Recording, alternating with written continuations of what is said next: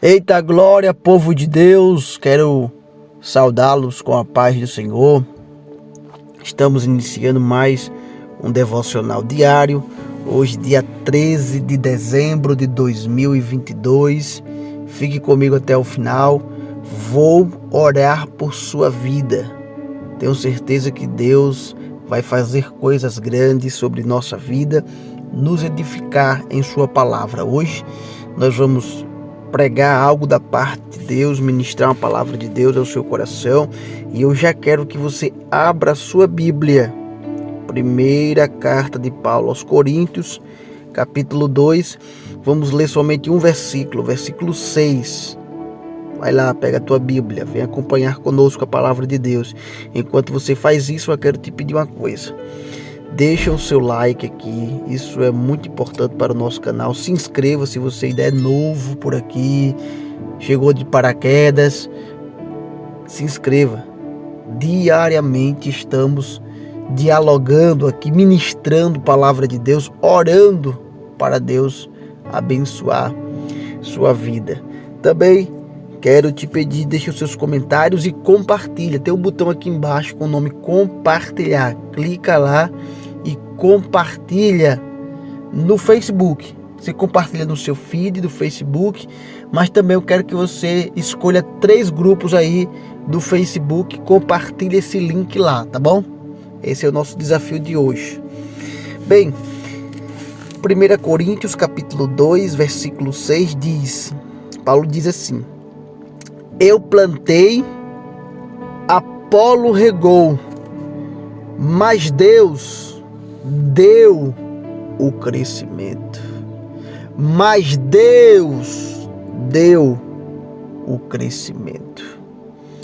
Este início de carta, capítulo 1, Paulo está se apresentando aos irmãos, agradecendo a Deus, mas ainda assim no início de suas palavras, Paulo já começa a demonstrar a sua insatisfação com alguns problemas seríssimos que estavam acontecendo na igreja em Corinto.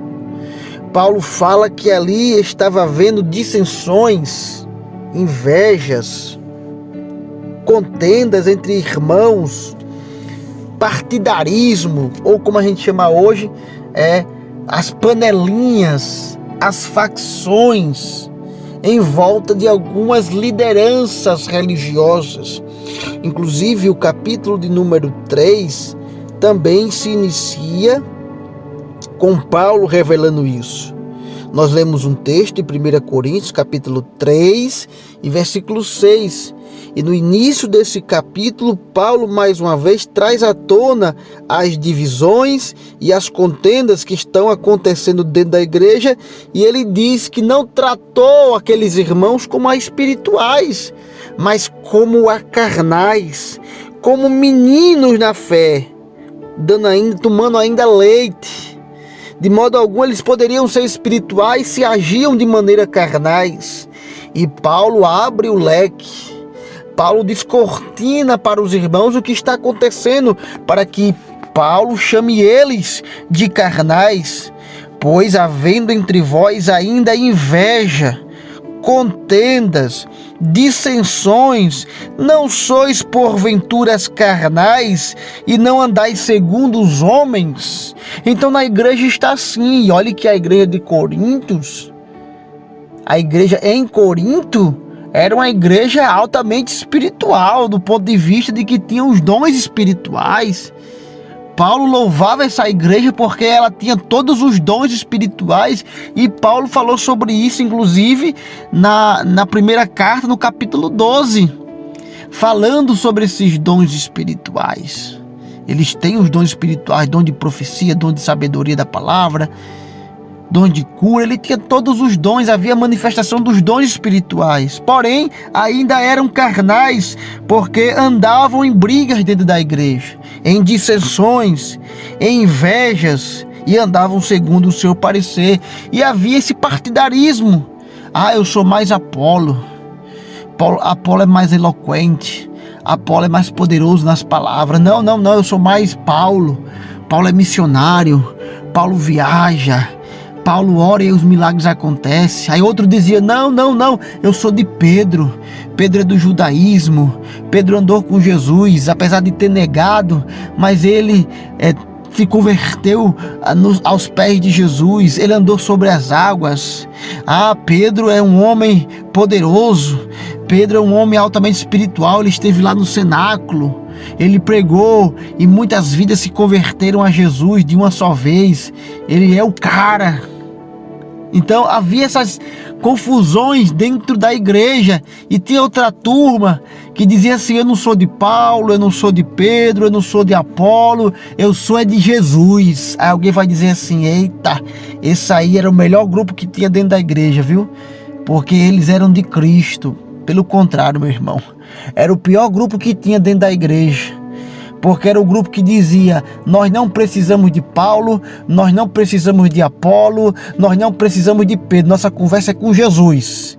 Nós não precisamos de pastor, nós não precisamos de liderança, a gente segue a Jesus assim do nosso jeito, do nosso modo, nós não precisamos de lideranças. Era o pior grupo que tinha dentro da igreja. Então dentro da igreja existia todos esses problemas, e aí Paulo tem que vir para orientá-los, para diverti-los, para estampar o pecado e o problema da igreja. E dentro desse contexto é que Paulo vai dizer, ei, eu plantei, depois veio Apolo, ele regou.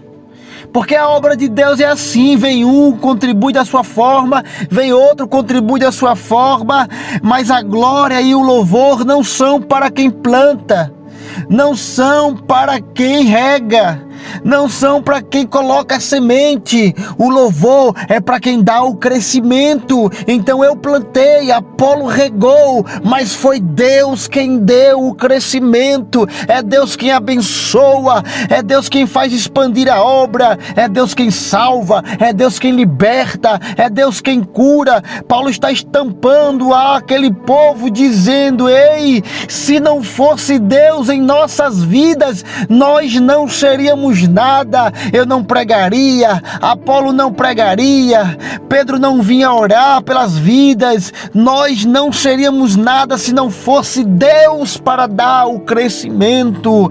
O crescimento não vem dos homens, o crescimento não vem de estratégias psicológicas. O que nós vemos por aí é inchaço, são pessoas se aglomerando em torno do seu próprio ego humano, da ganância, em prol de homens soberbos. Mas o verdadeiro crescimento, ele se dá por uma vida cristã saudável, crentes saudáveis na doutrina, crentes robustos porque estão alimentados pela palavra de Deus. O verdadeiro crescimento se dá pela mão poderosa de Deus sendo estendida e a obra de Deus crescendo, não em carnalidade, mas em espiritualidade.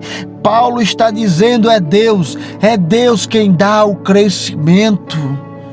Nós estamos aplicando isso dentro do contexto da igreja, de um crescimento espiritual, mas isso serve para toda a nossa vida, todos os aspectos da nossa vida. É Deus quem dá o crescimento. O crescimento, a prosperidade não vem de homens, vem de Deus. É Deus quem abençoa e não acrescenta dores. Ele dá a verdadeira paz, Ele dá a verdadeira saúde espiritual. É Ele quem estende as mãos e abençoa o seu povo. Você crê nisso? Vem orar comigo então, querido Deus, Pai amado. Por mais que nós utilizemos os nossos recursos humanos, por mais que nós utilizemos as habilidades que o Senhor nos concede e que nós mesmos, seres humanos, conseguimos desenvolver com a capacidade intelectual que o Senhor nos deu, Pai, para isso. Por mais que tenhamos dons espirituais dados pelo Senhor, meu Pai, ainda assim, se não tivermos a Tua presença, Senhor, não seremos nada, não avançaremos, não iremos progredir, não iremos avançar, porque a Tua presença, Senhor, conosco é o segredo da vitória. É por isso que Davi disse, Senhor, ainda que eu passe pelo vale da sombra da morte, não temerei mal algum, porque o Senhor está comigo. É por isso que Moisés diz: Senhor, eu não saio daqui, eu não dou um passo à frente, se a tua presença não for conosco. Esses homens almejaram a tua presença, Senhor, porque sabia que com a tua presença o crescimento era certo, a bênção era certa, a vitória era certa. Então nesta oração eu quero te pedir, Pai,